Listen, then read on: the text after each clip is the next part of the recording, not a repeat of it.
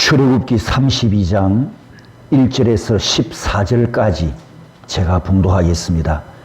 백성이 모세가 산에서 내려오미 더딤을 보고 모여 백성이 아론에게 이르러 말하되 일어나라, 우리를 위하여 우리를 인도할 신을 만들라. 이 모세 곧 우리를 애굽 땅에서 인도하여 낸 사람은 어찌 되었는지 알지 못함이니라. 아론이 그들에게 이르되 너희의 아내와 자녀의 귀에서 금고리를 빼어 내게로 가져오라. 모든 백성이 그 귀에서 금고리를 빼어 아론에게로 가져가매 아론이 그들의 손에서 금고리를 받아 부어서 조각칼로 새겨 송아지 형상을 만드니 그들이 말하되 이스라엘아, 이는 너희를 애굽 땅에서 인도하여 낸 너희의 신이로다 하는지라. 아론이 보고 그 앞에 제단을 쌓고 이에 아론이 공포하여 이르되 내일은 여호와의 절일이니라 하니 이튿날에 그들이 일찍이 일어나 번제를 드리며 화목제를 드리고 백성이 앉아서 먹고 마시며 일어나서 뛰놀더라. 여호와께서 모세에게 이르시되 너는 내려가라. 내가 애굽 땅에서 인도하여 낸 내 백성이 부패하였도다. 그들이 내가 그들에게 명령한 길을 속히 떠나 자기를 위하여 송아지를 부어 만들고 그것을 예배하며 그것에게 제물을 드리며 말하기를 이스라엘아, 이는 너희를 애굽 땅에서 인도하여 낸 너희 신이라 하였도다. 여호와께서 또 모세에게 이르시되 내가 이 백성을 보니 목이 뻣뻣한 백성이로다. 그런즉 내가 하는 대로 두라. 내가 그들에게 진노하여 그들을 진멸하고 너를 큰 나라가 되게 하리라. 모세가 그의 하나님 여호와께 구하여 이르되 여호와여, 어찌하여 그 큰 권능과 강한 손으로 애굽 땅에서 인도하여 내신 주의 백성에게 진노하시나이까? 어찌하여 애굽 사람이 이르기를 여호와가 자기의 백성을 산에서 죽이고 지면에서 진멸하려는 악한 의도로 인도해 내었다고 말하게 하시려 하나이까? 주의 맹렬한 노를 그치시고 뜻을 돌이키사 주의 백성에게 이 화를 내리지 마옵소서. 주의 종 아브라함과 이삭과 이스라엘을 기억하소서. 주께서 그들을 위하여 주를 가리켜 맹세하여 이르시기를 내가 너희의 자손을 하늘의 별처럼 많게 하고 내가 허락한 이온 땅을 너희의 자손에게 주어 영원한 기업이 되게 하리라 하셨나이다.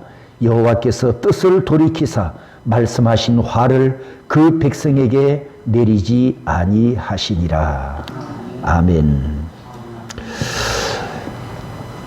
금송아지 우상 숭배 범죄에 대한 말씀을 지난 시간과 오늘까지 두 번 말씀을 드리고 다음 주일에 제사장 위임식과 연결해서 말씀을 드리려고 했습니다.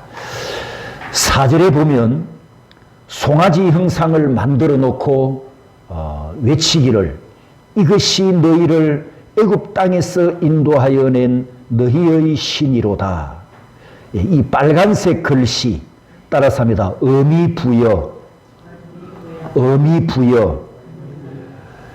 우상이 어떻게 시작이 되고 우상이 어떻게 만들어지고 가짜 신이 어떻게 만들어지는가, 그 과정을 그대로 우리에게 보여줍니다.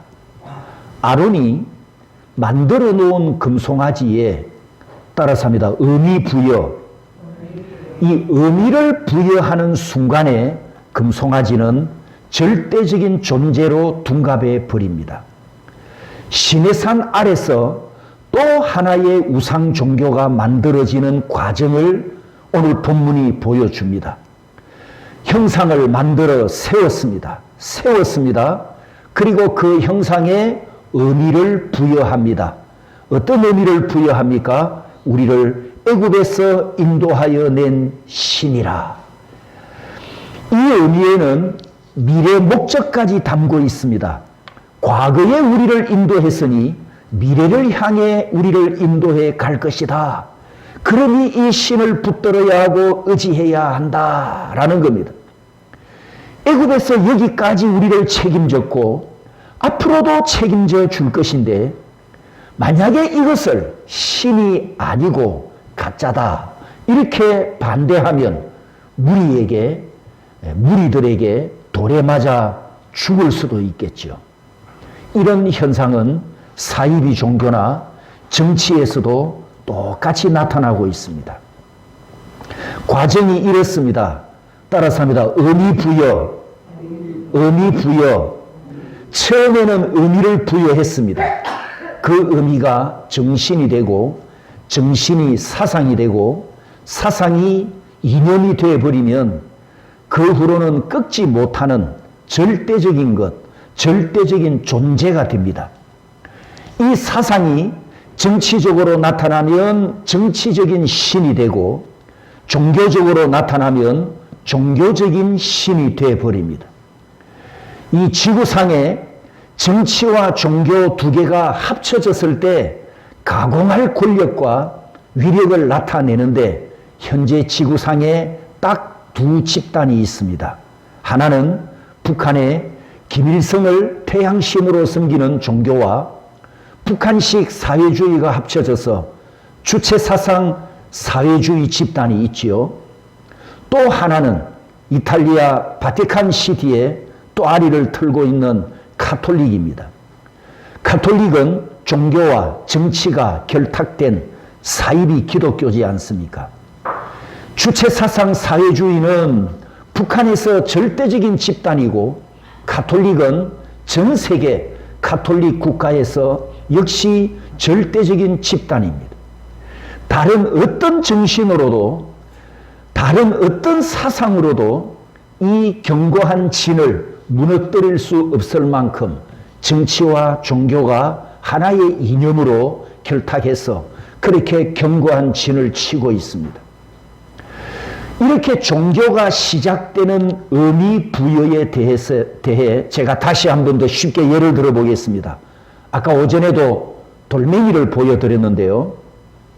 돌멩이가 하나씩 흩어져 있을 때는 그냥 돌멩이 한 개일 뿐입니다. 그런데 어떤 사람이 길을 가다가 한 개의 돌 위에 돌 하나를 주워서 쌓았습니다. 세 번째 사람이 지나가다가 또 세 번째 돌멩이를 쌓습니다. 그렇게 하나씩 하나씩 자꾸 돌을 쌓다 보면 돌탑이 되지 않습니까? 어떤 사람이 길을 지나가다가 돌탑을 발견하고 그냥 지나가지 않습니다. 어떻게 한다고요? 두 손을 합장하고 고개를 수그리 합니다. 이 순간부터 돌탑은 돌이 아니고 뭐가 됩니까? 예, 신이 되어버린단 말이죠. 왜죠? 복주는 의미를 부여했기 때문입니다. 자, 하나의 돌멩이를 신격화하고 이 하나의 돌멩이를 신으로 만드는 게 너무너무 간단하고 쉬워요. 그죠? 너무너무 간단하고 쉽습니다. 성도들이 예쁜 십자가 목걸이를 구입해서 목에 걸고 다닙니다. 자, 목걸이 십자가 어떤 의미가 있을까요? 아, 목사님, 저는 이 십자가 목걸이를 걸고 외출하면 마음이 참 편안합니다. 어떤 사람은 이 십자가 목걸이를 하고 있으면 사고의 위험에서 나를 지켜줍니다. 이런 따라서입니다. 의미 부여. 십자가를 목걸이로 걸고 있으면 마음이 편안해진다는 의미 부여. 그러면 그때부터 내게 십자가는 뭐가 되는 겁니까? 부적이 되는 거죠. 부적이. 사고의 위험에서 나를 지켜준다는 이 의미를 부여하면 그때부터 십자가는 나에게 부적이에요. 부적. 그러니까 이 십자가도 신적 존재로 만드는데 너무너무 쉽고 간단해요. 그래서 의미 부여하는 것을 참 조심해야 됩니다. 하나님 외에, 유일하신 하나님 외에 우상을 만들지 않으려면 돌을 돌로만 취급하고 인격화시키지 말아야 합니다. 무생물을 인격화하는 짓도 하지 말아야 합니다. 죽은 사람의 동상을 세워놓고 그 사람과 동일시한다든지 또 그 상, 돌로 만든 그 상에 돌 이상의 의미를 부여해서 뜯지도 못한다, 부수지도 못한다 이렇게 주장하는 순간 그건 우상 숭배가 되는 겁니다. 만군의 여호와는 육신적인 감각을 초월하여 존재하시는데도 이 시내산 아래 이스라엘 백성들이 보이는 하나님으로 만들어 영이신 하나님을 우리 인간의 오감, 5가지 감각 안에 가둬버리는 이런 무지한 우상숭배를 지금 하고 있지 않습니까? 왜? 타락한 인간에게는 보이는 것이 있어야 되고 손에 잡히는 것이 있어야 안심이 되고 안전하다는 이런 기복 사상이 있기 때문입니다. 창세기 31장에 보면 야곱이 외가로 갔다가 이제 고향으로 다시 이제 돌아오는데 그때 이 야곱은 거부가 됩니다. 거부. 그리고 자녀를 많이 두고 아내도 4명이나 얻었지 않습니까? 그렇게 해서 이제 금이 환향을 하려고 하는데 그때 이 라헬이 친정을 떠나면서 자기 친정 그 가문을 지켜주는 드라빔이라고 하는 수호신을 훔쳐가지고 나옵니다. 이 라헬이 야곱을 맨 처음에 우물가에서 만났거든요. 야곱이 바단 아람에 도착했을 때, 처음 도착했을 때 우물가에서 만나가지고 그러니까 둘이 그냥 눈이 맞아붙다 아닙니까? 라헬이 보고 뿅 가버렸잖아요. 이 라헬을 아내로 얻기 위해서 무려 20년이 넘는 종살이를 외삼촌 집에서 했거든요. 그렇게 해서 결혼을 했는데 이 라헬이 야곱을 만나서 그 20년 동안 자기 친정아버지가 이 남편을 사위를 막 속이잖아요. 거짓말을 하는데도 불구하고 자기 남편 라헬이 보니까 재산이 자꾸 불어나는 걸 이 라헬이 아내로서 보고 다 들었단 말이죠. 자기 눈으로 다 확인했어요. 그리고 이 남편, 내 남편 배후에 전능하신 하나님이 함께 하신다. 이걸 라헬이 보았단 말이죠. 다 들었어요. 눈으로 봤어요.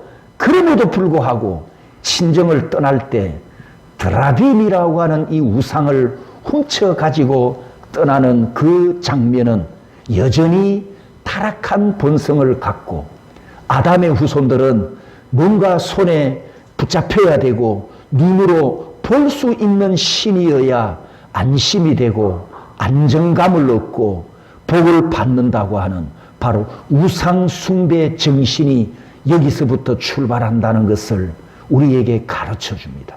그래서 우상 종교에서는 이미지 활용을 잘 합니다.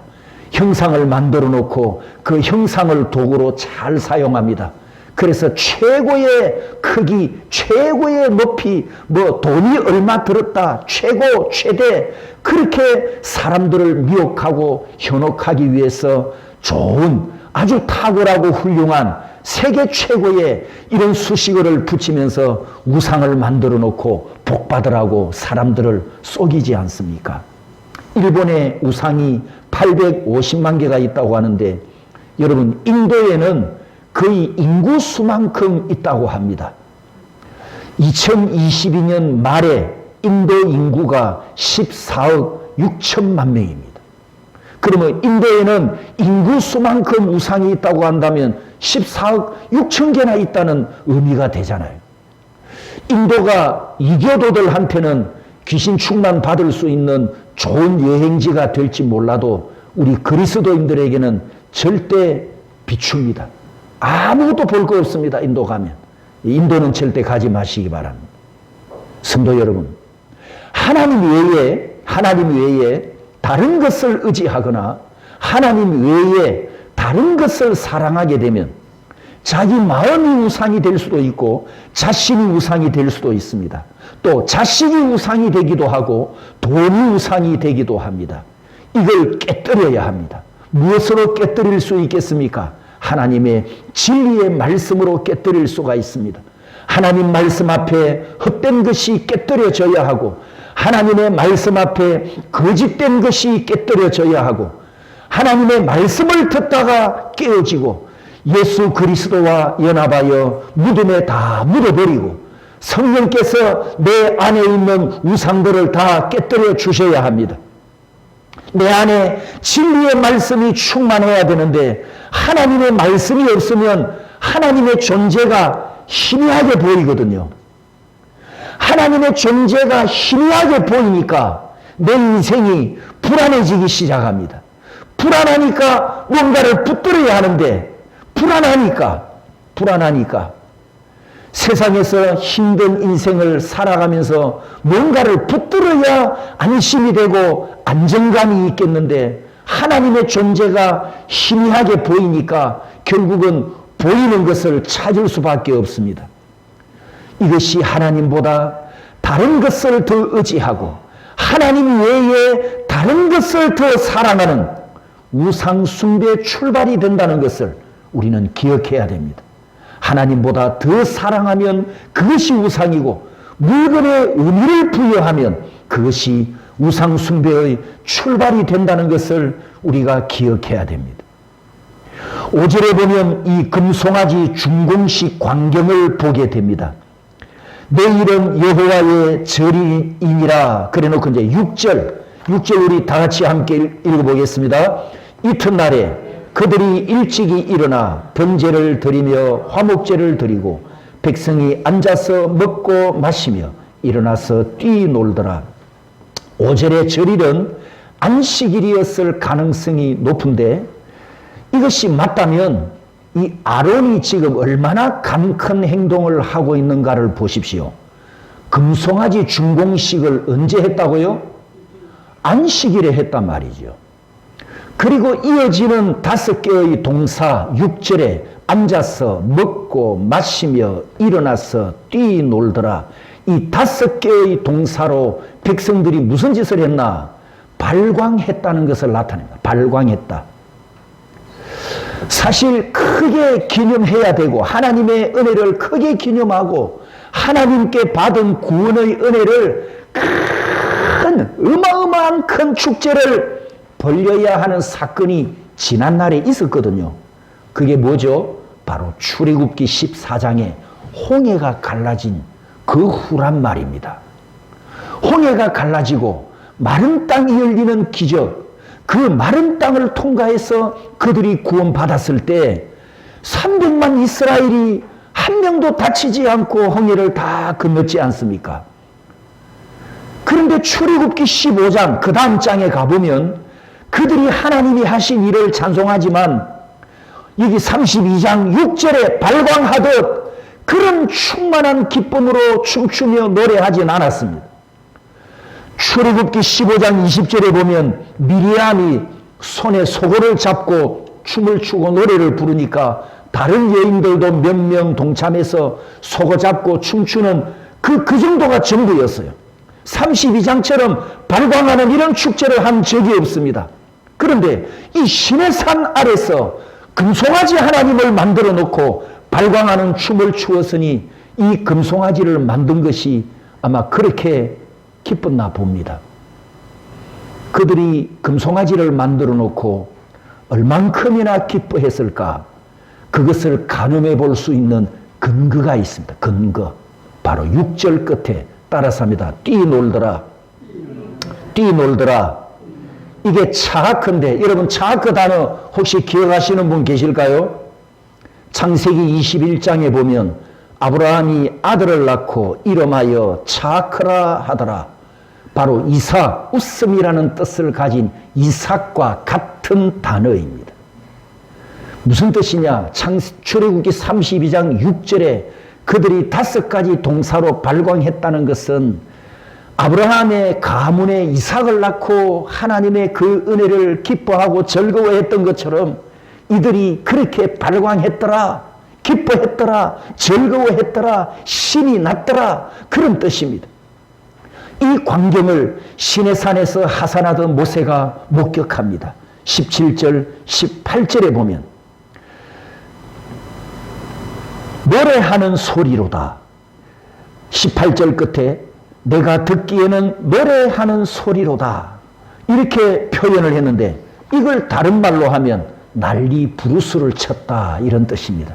혹시 난리 부르스 아십니까? 이게 한글과 영어 합성어인데요. 국어사전에 이렇게 설명을 해놨습니다. 질서가 없이 어지럽고 매우 소란스러운 상태를 이르는 말. 그러니까 6절의 이 5가지 동사가 지금 이 표현과 딱 일치합니다. 난리 부르스를 쳤다. 인간의 본능을 적나라하게 나타내는 모습입니다. 성경에 우리가 하나님께 예배를 드리는데 우리 교단 헌법에도 예배 모범이라는 게 있습니다. 예배 모범. 그게 뭐냐면 요 모범대로 예배를 드려라 그런 뜻이거든요. 그러니까 하나님께 우리가 예배를 드리는데 헌법에도 명시되어 있지만 성경책에도 거룩하게 예배를 드려야 되고 경건하게 예배를 드려야 되잖아요.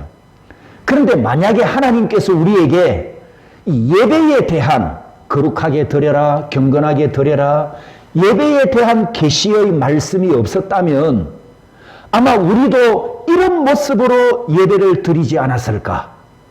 본능대로 앉아서, 본능대로 먹고, 본능대로 마시며, 본능대로 일어나서, 본능대로 뛰놀더라.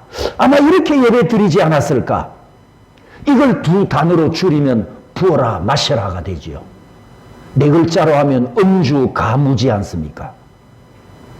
그러니까 이 타락하고 부패한 이스라엘 백성들이 시내산 아래서 보이는 하나님을 만들어 놓고 그들의 탐욕, 그들의 탐욕대로 그들의 욕구를 채워줄 것을 기대하는 이 금송아지 하나님 앞에서, 하나님이 아니죠, 금송아지 신 앞에서 인간의 그 어두운 본능의 음행을 그대로 다 드러내는 모습을 우리가 지금 보고 있는 겁니다. 7절 8절에 보면 제가 읽어보겠습니다. 여호와께서 모세에게 이르시되 너는 내려가라. 내가 애굽 땅에서 인도하여 낸 내 백성이 부패하였도다. 그들이 내가 그들에게 명령한 길을 속히 떠나 자기를 위하여 송아지를 부어 만들고 그것을 예배하며 그것에게 제물을 드리며 말하기를 이스라엘아 이는 너희를 애굽 땅에서 인도하여 낸 너희 신이라 하였도다. 자, 지금 시내산 꼭대기 위에서는 하나님과 모세가 지금 만나고 있는데 그 시내산 꼭대기에서 하나님께서 산 아래에서 펼쳐지고 있는 난리 부르스를 아셨다 모르셨다? 7절 8절을 보면 다 보고 계셨습니다. 하나님께 감출 수가 없었습니다. 우리 하나님은 속일 수 없는 분이잖아요. 그래서 하나님이 못 보시도록 뭔가를 가린다든지 감춘다든지 또 하나님이 모르는 줄 알고 부인한다든지 변명하는 것이 얼마나 어리석은가를 보게 됩니다. 하나님의 얼굴 앞에서는 어떤 방법으로도 숨기거나 감추거나 부인할 수 없음을 우리가 기억해야 됩니다. 시내산 위에서 하나님께서 모세에게 모세야 나를 만들지도 말아라. 나 외에 다른 신을 섬기지도 말아라. 나를 형상으로도 만들지 말아라. 그것들에게 절하지도 말아라. 이 계명을 선포하는 그 순간, 그 영광의 찰나에 산 아래에서는 금송아지 하나님을 만들어 놓고 발광을 하고 난리 부르소를 치며 즐거워하고 있습니다. 이들을 향해서 7절 끝에 하나님께서 하신 말씀, 백성이 부패하였도다. 여기 부패라는 단어, 이 부패라는 단어는 지금 하나님께서 어떤 의도로 말씀하셨느냐 하면 여러분 부패한 음식을 다시 회복할 방법이 있습니까? 없죠. 부패란 다른 말로 무슨 뜻입니까? 썩었다는 뜻이에요. 그거는 이제 용도 폐기, 다시는 쓸 수 없는 쓰레기라 그런 뜻이잖아요. 지금 하나님께서 이 백성들이 부패하였다라는 말은 하나님의 지금 포기, 따라서 포기선은 포기하는 거예요. 내가 이 백성들을 포기했다, 부패했다, 썩었다, 다시 재생할 수 없다, 재생산도 못하겠다, 이 선언입니다. 포기선언. 그리고 9절에는 목이 뻣뻣한 백성이다. 이렇게 하나님께서 말씀하시면서 10절에 아주 무서운 말씀을 하십니다. 모세야, 내가 하는 대로 가만히 너는 지켜보기만 해라. 하나님이 모세에게 지금 이렇게 말씀하십니다. 내가 하는 대로 네 가만히 있으래. 내가 그들을 진멸할 것이다. 하나님의 마지막 선언이어서 10절이. 자, 하나님께서 이렇게 하신다는 말씀을 듣고 지금 시내산 꼭대기에서 여러분이 모세라면 하나님께 어떤 대답을 하겠습니까? 만약에 제가 모세라면 10절 말씀을 듣고 이렇게 대답했을 것 같습니다. 아이고, 하나님 잘 생각하셨습니다. 제가 지난 2년 동안 이 백성들을 경험해 보니까 싹수가 노란 인간들입니다. 제가 진작 말씀드렸잖아요. 당장 저들을 던져버리세요. 아마 제가 모세라면 이렇게 대답했을 것 같습니다. 그런데 중보자 모세는 달랐습니다. 위대한 지도자 모세는 달랐습니다. 예수 그리스도의 중보를 예표하는 그림자가 되는 모세는 달랐습니다. 그래서 11절과 13절에 어찌하여 제가 오래전에 단식기도 말씀드렸죠. 구약 성도들의 단식기도 어찌하여 11절에서 13절까지 여러분 성경에다 메모를 해놓으십시오. 역사적인 중보 기도라고. 모세의 역사적인 중보 기도가 시작이 되는데 세 개의 기도입니다. 세 개의 기도. 첫 번째 중보 기도는 11절입니다. 어찌하여 그 큰 권능과 강한 손으로 애굽 땅에서 인도하여 내신 주의 백성에게 진노하시나이까. 자, 11절 우리 함께 읽어보겠습니다. 시작.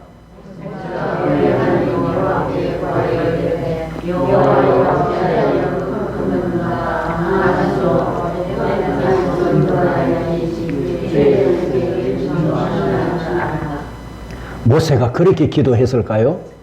영혼 없이? 지금 무슨 기도라고요, 이 기도가?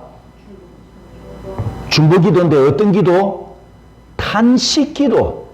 어찌하여 탄식 기도. 다시 읽어봅니다. 11절. 어찌하여를 두 번 하고 두 번 읽고 어찌하여부터 시작.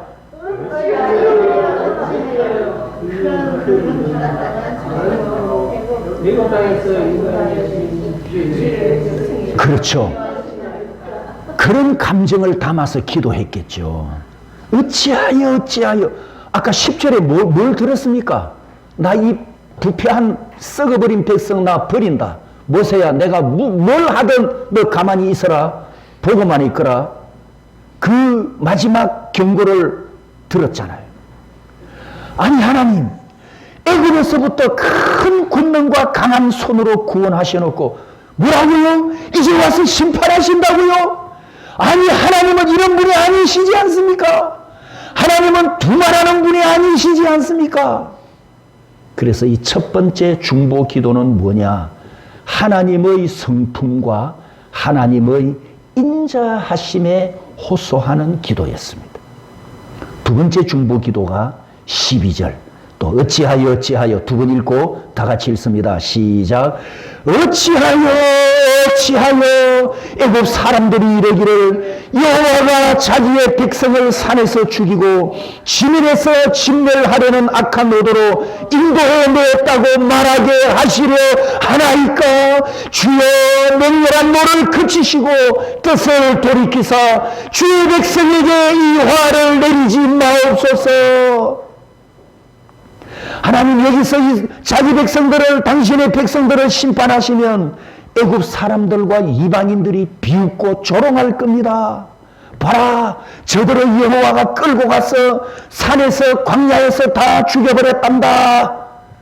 자기 백성들을 죽이려고 구원했단 말인가? 그런 신이 어디에 있는가? 이렇게 이방인들이 하나님을 조롱할 것입니다. 라고 탄식 기도를 했는데, 이 두 번째 중보 기도의 의미는 이방인의 조롱에서 하나님의 이름과 하나님의 영광을 보호하는 기도였습니다. 마지막 세 번째 중보 기도가 13절입니다. 주의 종 아브라함과 이삭과 이스라엘을 기억하소서. 내가 너희의 자손을 하늘의 별처럼 많게 하고 내가 허락한 이 온 땅을 너희의 자손에게 주어 영원한 기업이 되게 하리라 하셨나이다. 이 세 번째 모세의 중보 기도는 따라서 합니다. 베리트에 호소하는 기도, 즉 언약, 베리트, 언약에 호소하는 기도였습니다. 하나님, 우리 조상들에게 약속하지 않았습니까? 하늘의 별과 같고 온 땅을 자손들에게 주어 영원한 기업으로 세우겠다고 약속하셨고 시인까지 하셨지 않습니까? 그래서 이 13절은 지금 뭐냐 하면, 자, 이때는 문서로 기록된 성경이 있었다 없었다? 없었던 시대입니다. 구전 계시, 우리 족장들, 아브라함과 이삭으로부터 신앙의 족장들이 입에서 입으로 하나님의 계시가 전달되고 대를 이어 내려가던 구전 계시 시대였으니까 문서가 없어요. 그래서 모세가 하나님께 구전 계약 문서를 딱 들이미는 게 요 13절 장면입니다. 모세가 하나님께 구전 계약 문서를 딱 들이밀었는데 그 구전 계약 문서에 어떤 내용이 있느냐? 바로 너희 자손을 하늘의 별처럼 많게 한다는 이 약속 끝에 따라서 합니다. 나는 내 하나님 여호와로라. 하나님의 자기 이름을 친필로 사인을 했단 말이죠. 그래서 이 계약서를 모세가 하나님께 딱 세 번째 기도문에서 들이밀었어요. 하나님, 당신이 이렇게 약속하지 않았습니까? 여기 하나님의 이름이 사인되어 있지 않습니까? 이렇게 기도를 마쳤는데 바로 이 세계의 역사적인 중보 기도를 통해서 하나님을 침묵시키는 중보 기도였습니다. 바꾸어 표현하면 응답해 주실 수밖에 없는 중보 기도문이었다는 거죠. 그래서 하나님께서 결국 응답이 14절에 따라서 합니다. 여호와께서 뜻을 돌이키사 심판하시겠다는 하나님의 계획을 철회하도록 하는 이런 역사적인 기도를 하나님께 드렸습니다.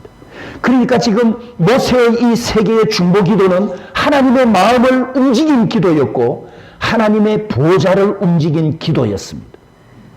그리고 나서 이제 15절에 모세가 산에서 내려옵니다. 중보 기도를 다 마치고 모세가 산에서 내려오는데 바로 이 모세의 하산하는 광경을 보면 여러분 좀 이 비슷한 장면이 하나 떠오르지 않습니까? 모세가 하산하는 장면, 뭔가 좀 비슷한 장면이 하나 떠오르지 않습니까? 골고다 산 십자가 위에서 온 인류의 죄짐을 지셨던 주님께서 중보를 다 마치시고 내려오시는 그 장면, 세상 죄를 지신 어린 양으로 십자가에 매달리셨을 때 누가복음 23장 34절에 이렇게 간구하셨습니다. 저들을 사하여 주옵소서. 자기들이 하는 것을 알지 못함이니이다. 십자가에서 희생 제물이 되신 중보 때문에 하나님께서 나를 향한 진노를 거두셨고 우리에게 구원의 은총을 주셨습니다. 할렐루야. 에베소서 2장 3절에서 5절까지 말씀을 보면 우리가 다 본질상 진노의 자녀였는데 허물로 죽었던 우리를 그리스도와 함께 살리시는 이 구원의 은혜를 주셨습니다. 성도 여러분, 우리도 하나님의 법정에서 하나님의 판결을 받았는데 나에게 선고된 판결문도 죄값은 사망이었잖아요. 우리도 하나님께 받은 판결문은 죄값은 사망이었더랬습니다. 그런데 나에게 이 사형 집행이 유예되고 아직도 이 땅에 살아있는 것은 바로 예수 그리스도의 중보 때문이었습니다. 할렐루야. 주님께서 내 죄값을 대신 다 짊어지시고 내 죄값을 다 지불하셨기 때문에 내 죄는 사함 받았고 구원 받았습니다. 우리가 이 은혜를 값없이 받았으니 하나님보다 더 사랑하는 우상이 없어야 하고 사람의 제1 되는 목적이 가르쳐 주는 것처럼 하나님을 영화롭게 해 드려야 할 줄 믿습니다. 나를 구원하신 하나님을 더 사랑하고 하나님 제일주의로 행하는 저와 여러분이 되시기를 주님의 이름으로 축복합니다.